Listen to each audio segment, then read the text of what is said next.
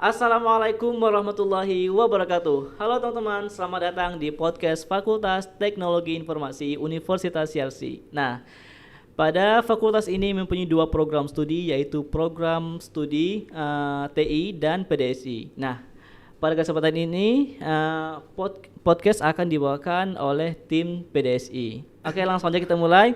Podcast PDSI, bincang seru bersama PDSI, penuh informasi. Dengan saya Khairul Rizal, dan tentunya saya nggak sendirian, saya bersama co-host saya. Halo, saya Febrian. Dan tentunya kita kedatangan dua tamu spesial kita, dua narasumber kita yang keren banget pada hari ini.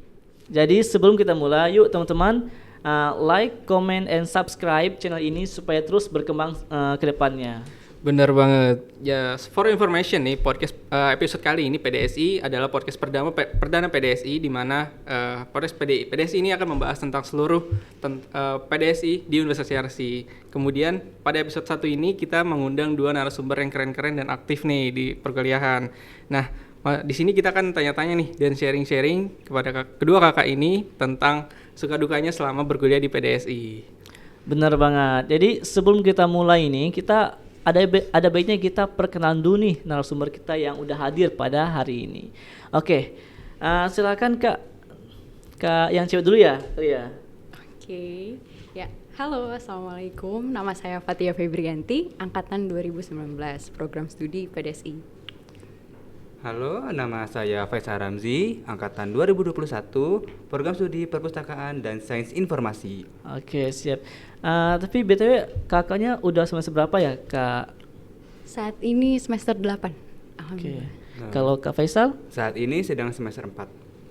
Oke, jadi bersama Kak Fatia dan Kak Faisal, sebelum kita ngobrol lebih lanjut ini, kita mau nanya ini, apa sih alasan kakak-kakak ini memilih program studi perpustakaan dan sains informasi gitu? Ayo, dari Kak Fatia dulu, gimana? Oke, kalau dari aku pribadi itu, pada saat pendaftaran universitas emang udah tertarik sama ilmu perpustakaan. Tapi pada saat itu aku belum tahu kalau misalkan ternyata di Yarsi itu tuh ada prodi PDSI, dan kebetulan ketemu teman yang kuliah juga di sini. Jadi kayak ternyata ada ya di Yarsi, dan itu pun juga disaranin sama almarhum Om untuk coba ikut aja dulu, dan alhamdulillahnya keterima.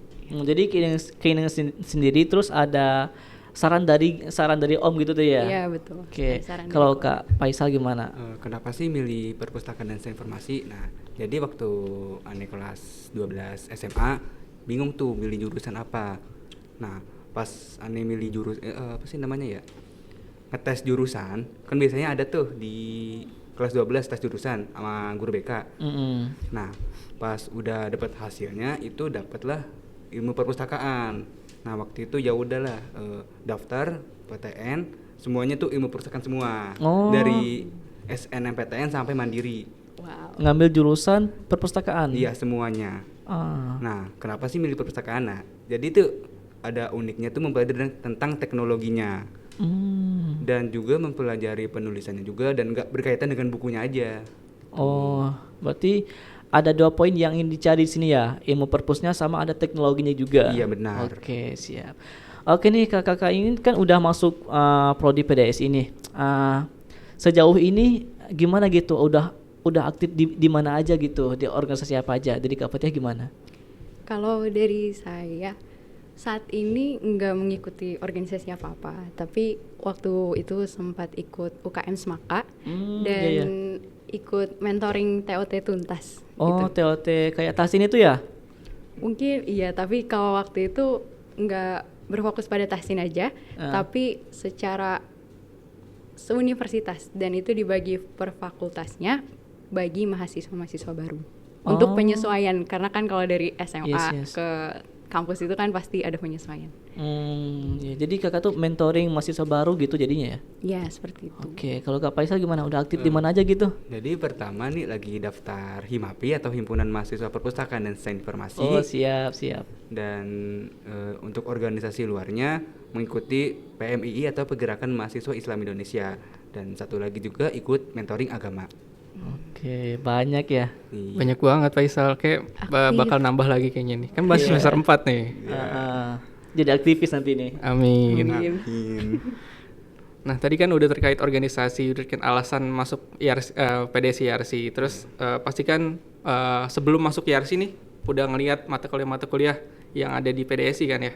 Udah. Nah, setelah berkuliah di sini ada nggak sih mata kuliah yang mengasyikkan dan favorit dari narasumber-narasumber ini? Ya, mulai dari coba Kak Faisal. Oke, waktu semester pertama itu ada mata kuliah, masih mata kuliah umum sebenarnya. Itu ada bahasa Indonesia dan ilmu sosial dasar. Dan semester 2 ini udah mulai ada mata kuliah teknologinya itu, yaitu manajemen basis data, dan yang kepenulisannya itu atau ya itulah ada pengembangan budaya baca, dan satu lagi ada otomasi perkantoran. Itu belajar di situ juga ada belajar desainnya juga. Nah, waktu semester 3 itu nambah susah lagi sebenarnya. Itu mempelajari mata kuliah aplikasi teknologi informasi, penulisan akademik, dan teknologi grafis dan multimedia. Ya itu. Banyak juga ya. Ini nggak ada satu-satunya matkul yang disukai nih. Berarti Agak susah susah ya sebenarnya. pasti karena semuanya asik ya. Iya, asik, bener. Yes. Kalau Kak Fatia gimana nih? Ya setuju sama Faisal. Iya. Kalau untuk dikatakan favorit itu susah karena banyak banget. Iya. Dan kalau aku pribadi itu suka mata kuliah yang membahas mengenai informasi, misalnya kayak sistem jaringan informasi. Terus ada juga perilaku informasi. Nah, seperti teknologi multimedia itu juga untuk membuat video, belajar dengan Adobe Photoshop seperti itu. Dan banyak mata kuliah lainnya seperti bibliometrika dan ini sih preservasi informasi dan konservasi media. Itu juga kita belajar untuk melestarikan bagaimana dokumen itu. Waktu itu sempat boleh gak nih sharing? Iya, boleh.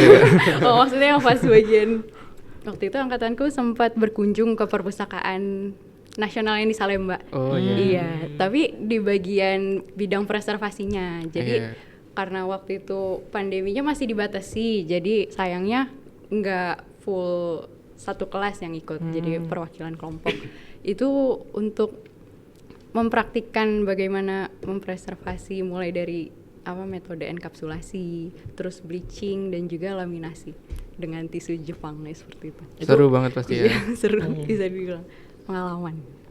Jadi kita nggak cuma belajar di kampus ya kan, kita belajar sama eksternal, pihak-pihak eksternal. Iya betul. Dan ahlinya juga. Iya betul. Terus ada nggak sih suka duka yang kalian alamin tuh selama perkuliahan di PDSI? Dari Kak Fatia coba Kak. Suka duka dari PDSI. Kayaknya kebanyakan sukanya. Seru ini ya. Kebanyakan sukanya. Gimana itu sukanya Kak? Sukanya mungkin ini secara menyeluruh dulu kali ya. Iya. Maksudnya kalau kuliah di IRC utamanya sih teman-temannya. Itu alhamdulillah dapat teman-teman yang baik, terus juga yang seru, dan dosen-dosen di sini juga ngebantu kita gitu untuk membimbing dalam membantu kita kalau misalkan kita nggak paham tuh diarahin gitu. Maksudnya dikasih referensi-referensi juga supaya ngebantu kita tuh untuk memahami dan diberikan kebebasan atau keinginan untuk mengeksplorasi, tapi selama masih di jalurnya itu dibolehin gitu. Jadi belajarnya nggak terbatas pada itu. Nah, terus kalau misalkan untuk dukanya sih, mungkin waktu itu sih pas masuk ke IRC awal-awal kan pasti ada masa transisi lah ya dari masa sekolah sampai ke masa kuliah. Dan itu ya kayak awal-awal masa PKKMB, PMB pulangnya sore, terus kayak maksudnya transportasinya juga harus menyesuaikan capeknya diri. Pasti ya. Iya, nah terus kayak sistem di kuliah tuh gimana sih gitu, cara kerjanya kan pasti beda sama di sekolah. Seperti itu sih mungkin dukanya. Kalau untuk tugas gimana Kak? Aman Kak? Tugas nggak ada dukanya kan ya? mungkin bukan disebut duka kali ya, lebih ke kendala. Oh, kendala. Iya, kendala, tapi alhamdulillah bisa diatasi Iya, tentunya pastinya gitu. Kalau misalkan tugas itu seperti yang aku sebutkan tadi, kalau misalkan kita merasa nggak bisa, pasti ada lah ya kalau Iya. mempelajari hal baru pasti nggak mungkin langsung dimasterin gitu kan. Tapi dibantu juga sama dosennya, pokoknya memfasilitasi lah, kayak ini memberikan sumber referensi-referensi yang bisa Iya. diakses tuh gimana gitu. Kalau Kak Faisal gimana? Ada sukanya lebih banyak sukanya atau dukanya nih? Sebenarnya seimbang ya. Oh, seimbang. Jadi kalau sukanya tadi udah disebutin sama Kak Fatia, kalau teman-teman di RC ini asik-asik semua dan Oh, asik semua iya. ya. Dan cukup suportif juga sih, bukan suportif tapi namanya solid. Iya. Nah, habis itu dosen-dosen di sini juga baik-baik banget, friendly dan mau ngebantu nih kepada mahasiswa-mahasiswanya.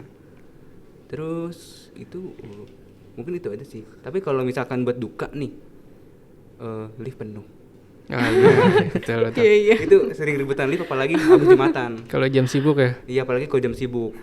Terus kalau buat parkiran ya itu padat banget sih, apalagi siang menuju sore. Iya, betul. Mungkin itu aja. Oke, pasti kan kayak hidup aja ya, pasti banyak Iya. suka dan dukanya. Iya. Ya begitulah hidup ya. Ya tapi kan Kak Faisal ini dari Bogor ya, terus bolak-balik ke Oh, iya tuh. kampus gitu.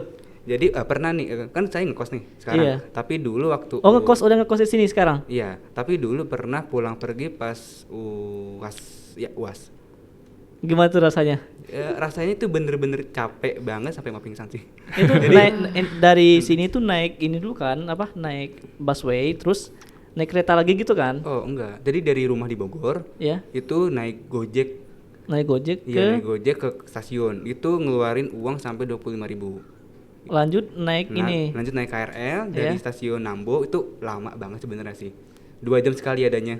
Jadi kalau telat sekali itu udah bete sebenarnya. Udah telat banget gitu ya? Iya, jadi jangan terlambat kalau Nambo. Ah, Jadi itu berangkat subuh-subuh jam 5 pagi. Dari Nambo sampai ke stasiun terdekat lah, Cikini. Itu sampai setengah 7. Nah, sampai setengah 7 dari stasiun Cikini tuh naik Gojek lagi. Dari Cikini ke kampus RC. Oh. Itu kayak perkiraan 20.000 deh. Jadi pulang perginya itu sekitar 20, 25, 45, 100, hampir 100 sebenarnya. Satu hari. Iya, sehari Sedangkan hampir itu 100.000. itu cuman buat UAS doang, balik-baliknya apa dari perkuliahan awal gitu? Waktu UAS doang. Oh, waktu UAS doang, syukur Iya. deh.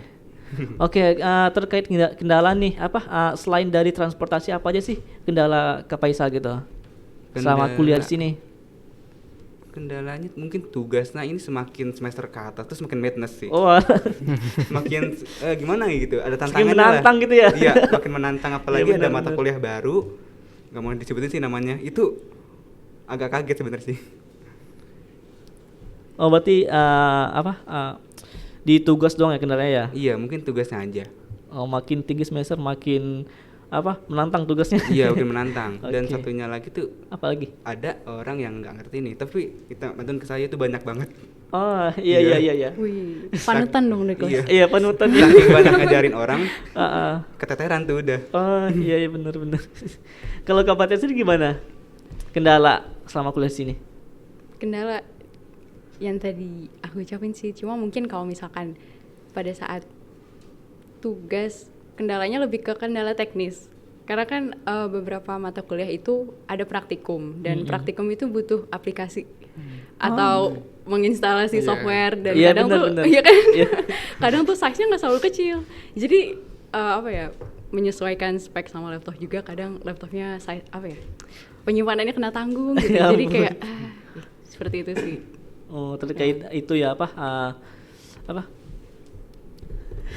Tools penyimpanan penyimpanan gitu ya. penyimpanan laptopnya ya. Oke.